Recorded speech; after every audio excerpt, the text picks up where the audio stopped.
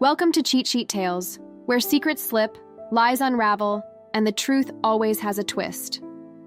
Real stories, raw confessions, shocking betrayals. Drop a comment if you've ever caught a red flag too late.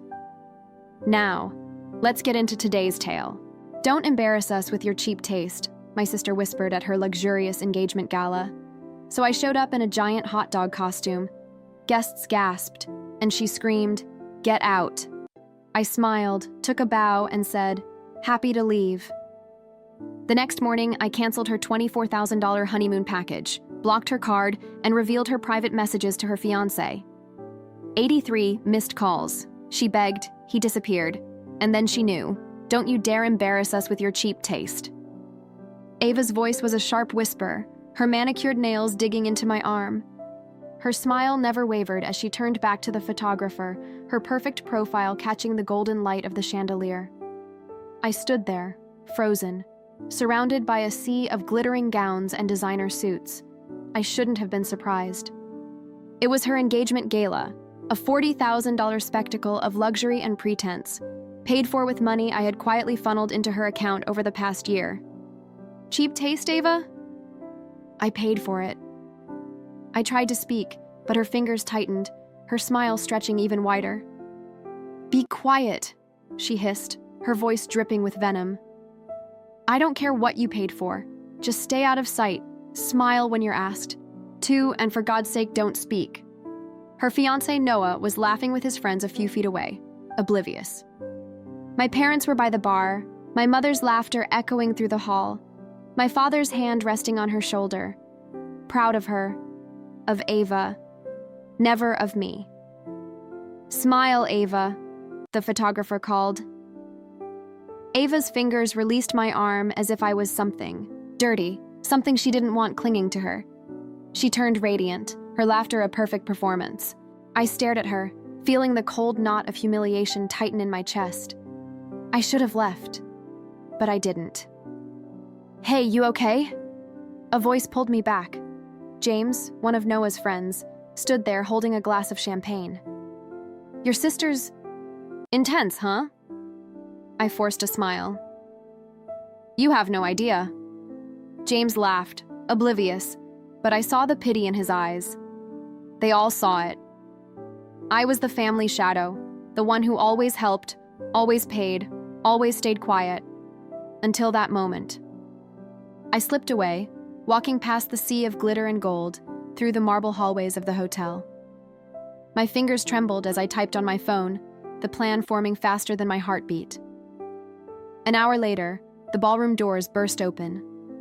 A hush swept through the crowd.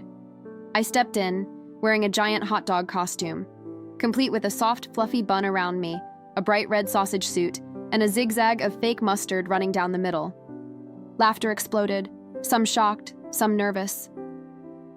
Ava's smile vanished, her eyes widened, her hand covering her mouth. My parents stared, frozen.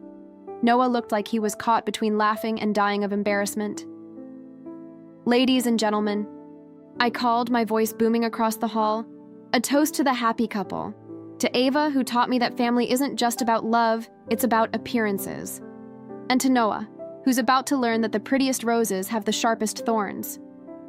"Get out!" Ava's voice shattered the room, a shriek that cut through the laughter. Her face was red, twisted with fury. "Get out! You ruin everything!" "I'm just following your advice, Ava," I said, bowing low, the foam of the costume bending with me. "Not embarrassing you with my cheap taste." I turned and walked out. Laughter, gasps, whispers. Her perfect night cracking like glass. But I wasn't done. At dawn, as the first light crept through my window, my phone buzzed. 42 missed calls. From Ava, then Mom, then Dad. I watched them one by one, without answering. Finally, I dialed the first number on my list. "Hello, Windward Resorts?" I spoke calmly, hiding the grin that spread across my face. "I need to cancel a honeymoon package." "Yes, the one for Ava Carter." "No, it won't be rescheduled." The second call was even simpler. Her credit card. Frozen. And then I opened the folder I'd kept for weeks, screenshots, private messages. Her desperate, cruel words about Noah, mocking his family, laughing about how she was just using him to climb the social ladder. I sent them to Noah. 2 hours later, another call from Ava. Her voice was raw, shaking. "How could you? Please, I'll do anything. Just talk to me." I didn't answer. I let her words die in the silence, and as I sipped my coffee, watching the sun rise over the city, I felt something new. Not just anger, not just revenge. Freedom. I watched the sunrise spilling golden light over the city, the warmth. Creeping into my tiny apartment, my phone kept buzzing on the table. 42 missed calls from Ava, dozens more from my parents. I didn't answer. Not a single one. I let them drown in their own desperation, sipping my coffee in the quiet. But the silence was an illusion. It shattered just after noon with a furious, frantic knock on my door when I opened it. My mother stood there, her face pale, her eyes red and swollen. She didn't even bother with a greeting. "You're destroying your sister," she whispered, her voice cracking with a mix of anger and fear. "I'm just setting things right," I replied, cold and calm. "She's your sister." Her voice rose, hands trembling. "You've always been selfish. It was always easy for you, but for her, it easy." I laughed, the sound sharp and bitter. "She spent years using me, my money, my time, my help. And you praised her for it, but now that I refuse to be her silent supporter, I'm the problem? Don't you dare twist this," she cried. "Ava is suffering. Noah is devastated. You've turned her life into a nightmare." "She did that herself," I shot back. "By lying to him, by lying to all of you, and you believed every word because that's what you always do. Because she's your sister." Mom's voice broke. "And you've always been cruel. I protected you. I always stood up for you." "Protected me?" I took a step closer, the anger simmering beneath my skin. "You stood by while she drained my accounts, lied to my face, and called me nothing but a walking wallet. And now, when she's finally paying for it, you blame me?" Tears welled in her eyes. "She didn't mean it. She's just lost." "No, she's not lost. She's a master manipulator, and you're her perfect audience." Her slap came fast, a sharp crack that left my cheek stinging. Silence wrapped around us for a moment. I saw regret in her eyes. "Then just pain. I wish I'd never come here," she whispered, turning and walking away. I closed the door, the stinging in my cheek. Nothing compared to the burning in my chest for a long moment. I just stood there breathing, my heart hammered in my chest, anger twisting and coiling tighter. But I wasn't done. I wasn't even close that evening. I slipped quietly into the hotel where Ava and Noah were staying. I knew they'd be there. My mother's pleading voice on the phone earlier had given me enough hints. The elevator doors opened and I stepped out onto the 3rd floor, walking silently. Down the thickly carpeted hall, I was almost at their room when I heard it. Ava's voice, muffled but sharp. "I don't care what he says, Noah," she hissed. "He's always been jealous, always trying to ruin my life. I warned you about him." "Ava." Noah's voice was softer, shaky. "But why would he cancel the honeymoon? And those messages? I saw them." "Oh my God, you believe that?" Ava's voice was a forced laugh. "He faked them. Noah, he's obsessed with me. He can't stand that. I'm happy, please. You have to trust me. He's sick. He needs help." I leaned closer, pressing myself against the wall beside the door. My jaw clenched. I don't know, Ava. He seemed so calm, like he wasn't even angry. "Just because he's a manipulator?" she cried. "That's what he does. He plays the victim. He's always been that way, and now he's trying to turn you against me." I could hear Noah's hesitant footsteps, his sigh.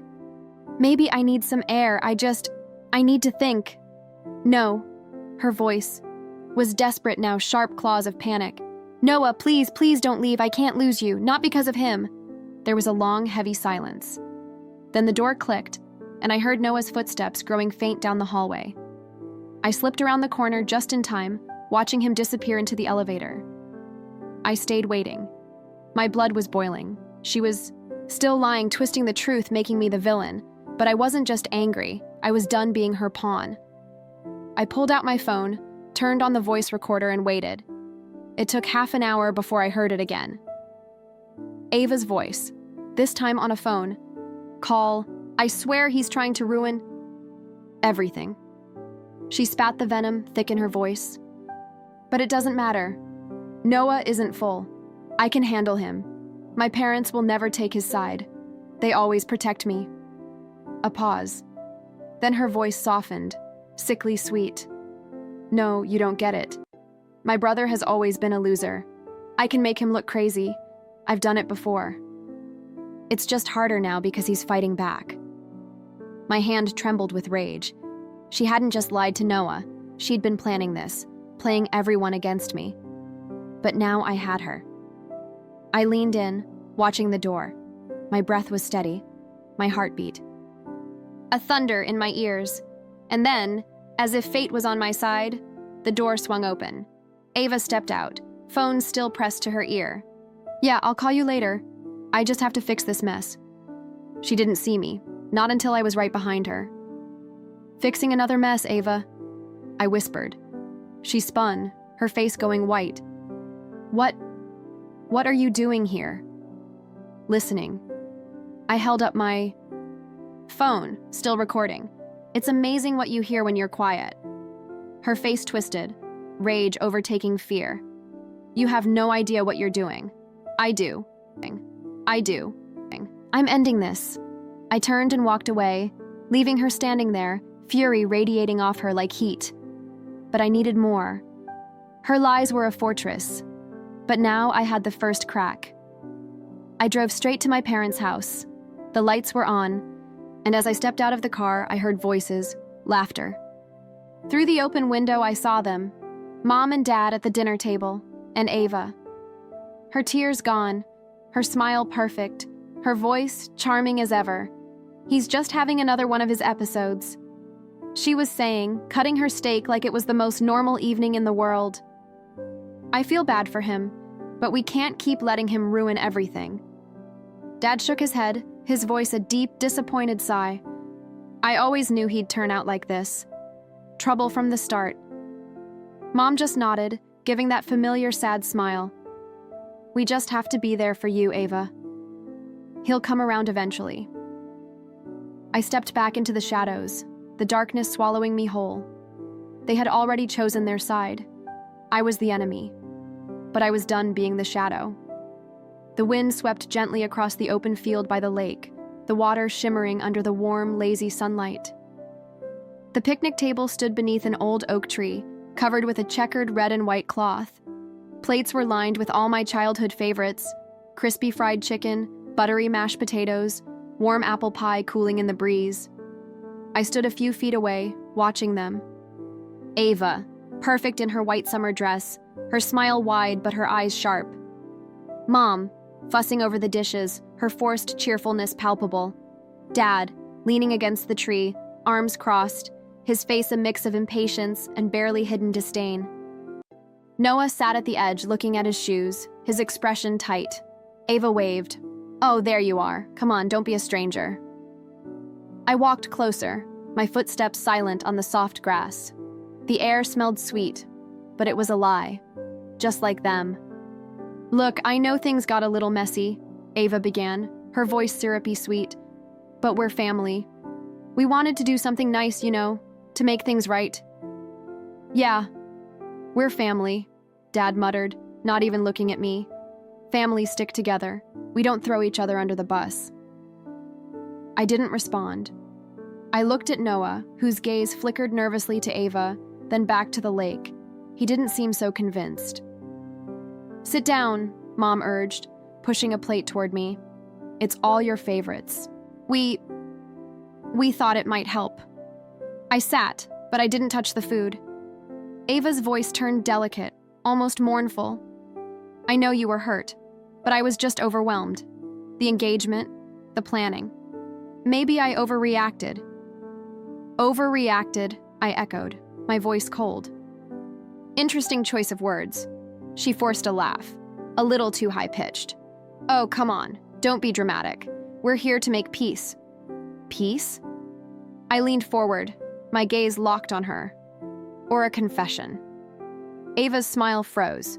Her eyes darted to Dad, who instantly stepped in. "Stop it," he snapped. "You're ruining everything again. This was supposed to be a chance for you to apologize." "Me?" I laughed. "I see. I'm the villain. Ava is the victim. I'm the problem." "Of course." "Because you are," Dad barked, his hand slamming on the table. "You humiliated your sister. You embarrassed us. Everyone's talking about it." "Oh, I know," I said, pulling out my phone. "Everyone's been talking, especially Ava." Her face paled. "What? What do you mean?" "I mean, I've been listening. I've been hearing the truth you didn't want anyone else to know." I tapped the screen and her voice filled the quiet field. "Noah isn't full. I can handle him. My parents will never take his side. They always protect me." Her own voice, venomous and sharp, drifted across the picnic, the breeze unable to carry it away. Noah's head snapped up, his face drained of color. "Ava, what is this?" "It's a lie," she shrieked, lunging for my phone. But I stepped back, holding it high. "You faked that. You're trying to ruin me." "Am I?" I pressed play again. "My brother has always been a loser. I can make him look crazy. I've done it before." The words struck like a slap. Ava's face contorted, her eyes wide, wild. "Turn that off," Dad roared, his face flushed. "Stop this nonsense." But I wasn't done. "You want nonsense? Listen to this." I swiped again. "I warned you about him, Noah. He's obsessed with me. He needs help." The recording echoed, clear and damning. Noah stood up, his fists clenched. You told me he tried to ruin our relationship, that he threatened you." "He did," she screamed. "He's manipulating all of this. It's not true." "Really?" I reached into my backpack and pulled out a neatly printed folder, tossing it on the table. "Read them, Noah. Texts, screenshots, her real thoughts, about you, your family, all of it." Noah's hands trembled as he flipped through the pages. His face turned ashen, his breathing quickened. "Ava, you called my mom someone you looked down on, wishing they would disappear." Ava's mouth opened, then closed. "That was a joke. You know I didn't mean it." "Oh, you meant it," I said. "You meant every word, and here's more." I tapped my phone again. "I swear, if my brother doesn't shut up, I'll make sure everyone thinks he's a psycho. I can always fake a few tears. Mom will believe anything I say." Ava's perfect world was unraveling. "Liar!" she shrieked, her face twisting with rage. "You're a liar! You faked all of this!" "I did?" I leaned in, my voice a whisper. "Shall we call your friends? Your podunk little gossip group? Or maybe your ex, Sarah, who you laughed about? Stealing money from?" Her eyes went wide, her lips trembling. "You wouldn't." "Oh, I already did." I pulled out another folder, tossing it at her. A sworn statement from Sarah, confirming that you stole her phone and used it to message her boyfriend. I have a lot more. Want to keep going? "Stop this." Mom's voice broke, tears streaming down her face. "You're tearing us apart." "No," I corrected, my voice ice cold. "I'm showing you what you always refuse to see. Your perfect daughter. She's a liar, a manipulator, and you chose her over me every single time." "Because you're jealous," Dad thundered, rising to his feet. "She's better than you, always has been." I laughed, a bitter, hollow sound. "Better at what? Lying? Using you? Stealing?" Noah shoved the folder away, his face a mask of fury and disgust. I can't believe I ever. You're a monster, Ava." He ripped off his engagement ring, throwing it at her feet. "We're done." "No, Noah, please." She lunged for him, but he stepped back. "Stay away from me." His voice was empty, his eyes cold. "You're poison." Ava's face twisted, and suddenly she turned on me, her hands clawing at the air. "You did this. You ruined everything." "Ruined?" I stepped back, watching her crumble. "No," I revealed. Dad grabbed her, pulling her back. "Get out," he spat at me. You've caused enough damage. I smiled, reaching for the last piece of pie on the table, wrapping it in a napkin. Sure, but just remember, this is the only thing I'm taking with me. Everything else was never mine. I walked away, their shouts, their screams fading behind me as I reached the edge of the field. I saw Noah, leaning against his car, staring at the lake. He looked at me, pain and confusion twisting his face. Why? He whispered. Why did you do it? I met his gaze, the weight of years finally lifting from my shoulders. Because silence would have been a lie, and I'm done living in their story. I got in my car, the wind carrying the shattered echoes of a family built on lies, and for the first time, I felt free. Was over I was wrong at 7 a.m. My phone rang, the name on the screen surprised me. Grandma, sweetheart, I've heard everything. Her voice was calm but sharp. Your parents are trying to make you the villain. I don't care anymore. I sighed. I'm just glad it's over. It's not over. She insisted not until they pay back everything they stole from you. Grandma, I didn't do this for money. I just wanted them to stop using me, and they won't unless you make them pay. I'm coming over an hour later. She was in my kitchen, her sharp eyes scanning the room. Show me everything you spent on them. I opened my banking app and showed her. The years of payments, Ava's wedding, $24,000, Dad's debts, $12,000 monthly support, over $30,000. Her jaw tightened. Disgusting, they used you. But it ends today. That afternoon, Grandma called for a family meeting at her house. When I arrived, they were already there. Ava pale, Mom fidgeting, Dad pacing. Finally decided to face us. Dad sneered.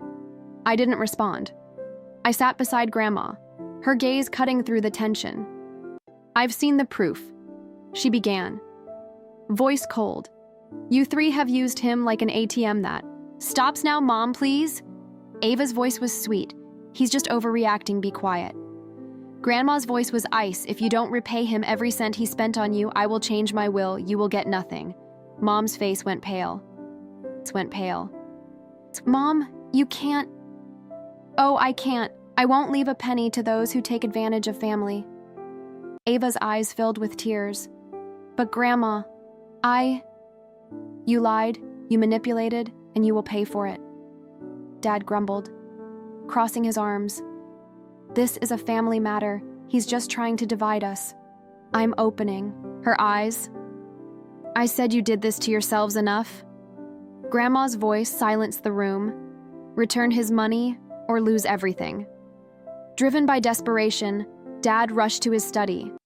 Mom followed, and Ava stared blankly at the table. Half an hour later, Dad returned. With his checkbook, his hand shaking. Here, he spat, tossing the check at me. Take it. I didn't destroy this family. I replied, You did. Ava's voice broke. Grandma, please. I'm watching you learn consequences. Grandma said coldly.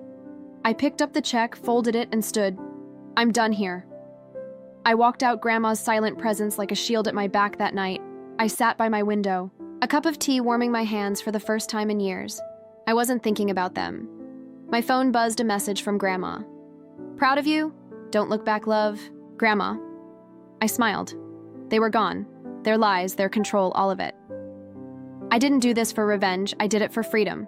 My own freedom from their lies and manipulation. And as I watched the sunrise spilling light over the city, I finally felt it.